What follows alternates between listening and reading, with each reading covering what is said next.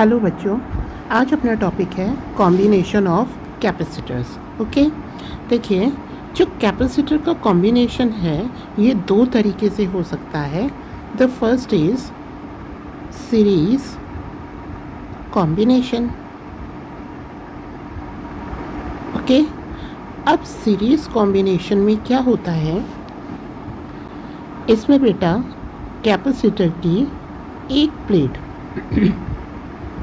मतलब second plate आप कह सकते हैं, दूसरे कैपेसिटर की फर्स्ट प्लेट से कनेक्टेड होती है। Is it clear? तो ये जो कॉम्बिनेशन है, this combination is called the series combination of the capacitor. मान लीजिए कि हम इसको किसी एक्सटर्नल बैटरी से कनेक्ट करते हैं या सेल से कनेक्ट कर देते हैं। Is it clear? ओके, लीजिए। ओके, अब देखिए, मान लीजिए इसका पोटेंशियल है V। What is it's potential? It's potential is V। इसका मतलब इन दोनों टर्मिनल्स के बीच पोटेंशियल कितना हुआ? V। अब हम जानते हैं कि पैरेलल में पोटेंशियल सेम होता है, यानी कि इन दोनों एंड पॉइंट्स के बीच भी पोटेंशियल क्या होगा? V। पहली बात, ये कैपेसिटर हैं 3, तो इनका कैपेसिटेंस क्या होगा? अलग अलग। मान लीजिए इसका है C1, इसका है C2 और इसका है C3। ओके, अब इन दोनों टर्मिनल के बीच पोटेंशियल V, अगेन इन दोनों के बीच भी पोटेंशियल क्या आएगा? V।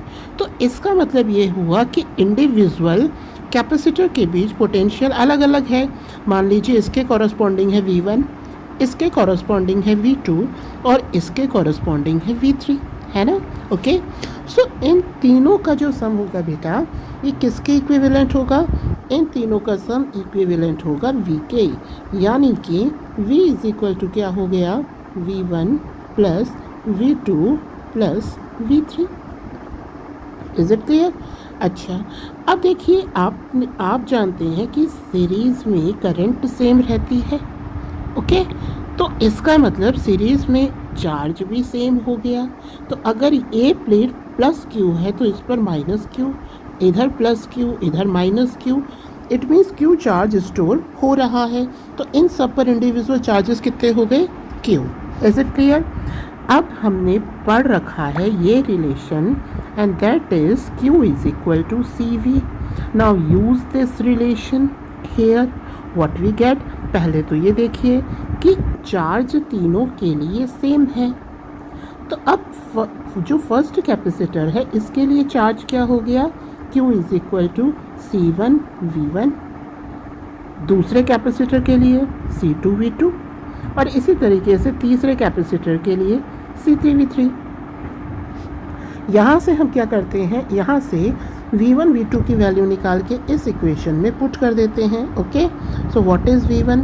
V1 is Q upon C1, V2 is Q upon C2 and V3 is Q upon C3 and this is the total potential। तो total potential के लिए हम क्या करते हैं बेटा?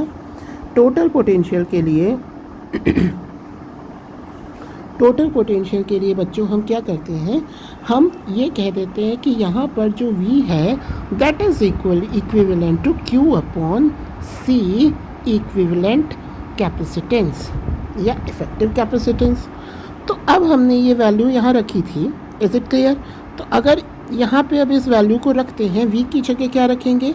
Q अपॉन C इक्विवेलेंट या effective is equal to V1 की जगह Q upon C1 plus V2 की जगह Q अपॉन C2, V3 की जगह Q अपॉन C3। अब ये Q दोनों तरफ कैंसिल हो जाएगा, तो जो इफेक्टिव कैपेसिटेंस है या जो इक्विवेलेंट कैपेसिटेंस है वो क्या बचा बेटा? That is equal to 1 upon C1 plus 1 upon C2 plus 1 upon C3। Okay, so this is the effective or equivalent capacitance when capacitors are connected in series like this। Is it clear? अब हम चलते हैं बेटा आगे। अब हम कौन सा देखते हैं next? Second is parallel combination. Okay बेटा, ओके, नाउ पैरेलल कॉम्बिनेशन में बच्चों क्या होता है? देखिए, पैरेलल कॉम्बिनेशन में हम दोबारा से 3 कैपेसिटर लेते हैं। मान लो ये है C1 अगेन पैरेलल में ये रहा C2 and this is C3। Parallel combination में बच्चों क्या होता है, इनके जो एंड पॉइंट्स होते हैं ये क्या होते हैं, कॉमन। एंड पॉइंट तीनों कैपेसिटर के क्या हो जाएंगे, कॉमन। ओके, सो ये देखिए इन सब के एंड पॉइंट क्या हो गए बेटा, fix, and it is these are common like this. अब हम क्या करते हैं, मान लीजिए कि हमने यहाँ किसी एक्सटर्नल सोर्सेज को कनेक्ट किया। ओके, अब इसका अगर पोटेंशियल V है तो पैरेलल में क्या सेम रहता है, पोटेंशियल सेम रहता है। It means C1 C2 C3 तीनों कैपेसिटर के कॉरस्पॉन्डिंग जो पोटेंशियल है वो क्या होगा, V ही होगा। Is it clear? ओके, अब यहाँ से मान लीजिए करंट गई कुछ चार्ज लेकर के, इस पॉइंट पर आकर उसने चार्ज को 3 पार्ट में डिवाइड कर दिया। मान लीजिए C1 कैपेसिटर के कॉरस्पॉन्डिंग जो इसमें स्टोर चार्ज है, suppose it is Q1, in this capacitor it is Q2 and in this capacitor it is Q3। It means जो यहाँ पर टोटल चार्ज आया, ये जो टोटल चार्ज है ये इन इंडिविजुअल चार्जेस के सम के इक्वल हो गया। Is it clear? ओके, अब हमें मालूम है Q क्या होता है, Q इज़ CV। ओके, तो अब हम दोबारा इसी को यूज़ करते हैं। अब फर्स्ट कैपेसिटर के लिए Q1 क्या बन जाएगा, Q1 is equal to C1V। Second capacitor के लिए बेटा Q2 क्या हो जाएगा, C2V। यहाँ पे सबका पोटेंशियल सेम है तो वो तो V ही रहेगा। Now the next is C3V, और ये जो Q है this is the total charge. तो इस टोटल चार्ज को हम क्या लिख सकते हैं बेटा, इसे वही C इफेक्टिव और C इक्विवेलेंट इनटू V। अब ये सारी वैल्यू इस इक्वेशन में पुट करेंगे, so what we get C equivalent या effective V is equal to C1V plus C2V plus C3V. Now look at this equation, V is common on right side and left से V cancel हो गया, so what result you get? You get the equivalent capacitance is equal to C1 plus C2 plus C3. Is it clear? इसका मतलब अगर parallel में equivalent capacitance निकालना है तो वो सभी कैपेसिटर के कैपेसिटेंस के सम के इक्वल होगा। और अगर सीरीज़ कॉम्बिनेशन है तो सीरीज़ कॉम्बिनेशन में जो इफेक्टिव कैपेसिटेंस आएगा बेटा वो इन सभी के कैपेसिटेंस के इन्वर्स के सम के इक्वल होगा, इक्विवेलेंट कैपेसिटेंस का इन्वर्स। ओके, आई थिंक ये इतना आपको समझ में आ गया होगा। ओके बेटा, अब हम एक काम करते हैं, कैपेसिटर से ही रिलेटेड एक और टॉपिक है, उसके बाद में हम न्यूमेरिकल का नेक्स्ट वीडियो करेंगे, that is energy stored in capacitor. ठीक है, ये भी कर लेते हैं अभी, एनर्जी स्टोर्ड इन कैपेसिटर। देखिए बेटा, ये है हमारा capacitor. Is it clear? Okay, ठीक है। कैपेसिटर को हमें चार्ज करना है, ये एनर्जी स्टोर करता है, ये सब हम जानते हैं। मान लीजिए हमने इसको इस सोर्स से कनेक्ट कर दिया and the potential of this is V। Okay, चलिए अब मानिए कि ये प्लेट है positive and this is negative. Positive को हम कहते हैं हायर पोटेंशियल और नेगेटिव प्लेट को बेटा हम क्या कहते हैं, lower potential. Is it clear? मान लीजिए किसी टाइम में इसमें पोटेंशियल डिफरेंस कितना है, that the potential difference is V। अब मान लेते हैं कि किसी टाइम हम यहाँ से एक छोटा चार्ज दैट इज़ कितना भी dq ले लेते हैं। हम dq चार्ज को इस लो पोटेंशियल की प्लेट से हाई पोटेंशियल की प्लेट की तरफ ट्रांसफ़र करना चाह रहे हैं। This is the positive charge. अब आप सोच कर देखिए, पॉजिटिव चार्ज को आप नेगेटिव प्लेट से पॉजिटिव प्लेट की तरफ ले जा रहे हैं, लो पोटेंशियल से हाई पोटेंशियल की तरफ। It is not so simple, क्योंकि ये जो नेगेटिव चार्ज है ये इस पॉजिटिव को अट्रैक्ट करेगा, उधर जाने ही नहीं देगा, और ये जो पॉजिटिव प्लेट है ये इस चार्ज को रिपेल करेगी। तो इसका मतलब क्या हुआ कि अगर हमें इस चार्ज को इधर ट्रांसफ़र करना है तो कुछ वर्क डन करना पड़ेगा। and that work done, this small work done is equal to what? V d q. Is it clear? किसके इक्विवेलेंट हुआ स्मॉल वर्क डन?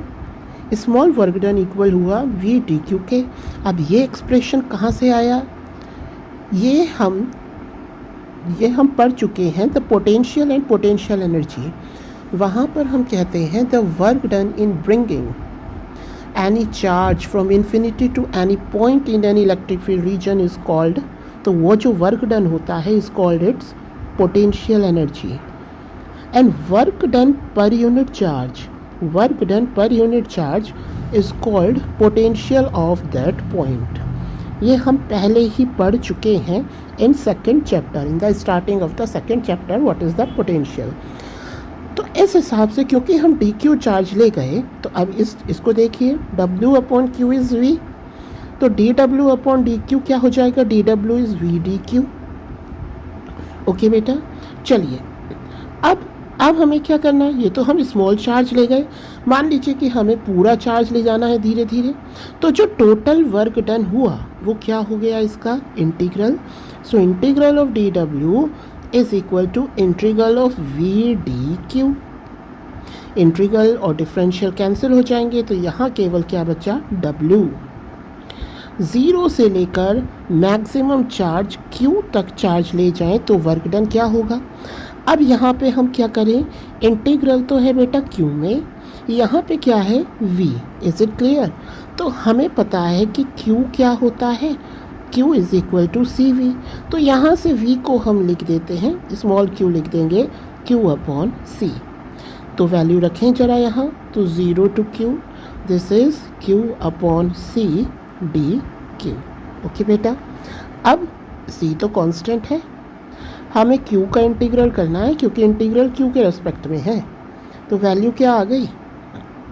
वैल्यू आ गई W is equal to Q square upon 2C.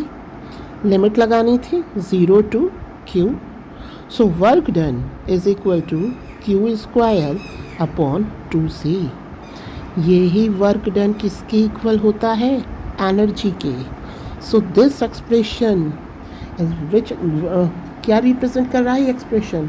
Energy stored in the capacitor.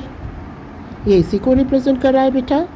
Okay, तो ये हमने expression लिखा है बच्चों Q और C के टर्म्स में. अगर आप चाहो तो यहाँ पर Q को क्या लिख सकते हो? CV भी लिख सकते हो. तो Q को CV लिखा तो जो वर्क डन या जो एनर्जी आती है, the energy will become what? Q की जगह C square V square upon 2C. C से C कैंसिल, तो it will become half C V square. So this is the energy stored in the capacitor. Okay बेटा, तो ये हमने यहाँ पे अभी 2 टॉपिक कंप्लीट किए हैं. नेक्स्ट वीडियो में हम न्यूमेरिकल करेंगे. तब तक के लिए bye bye, have a nice day.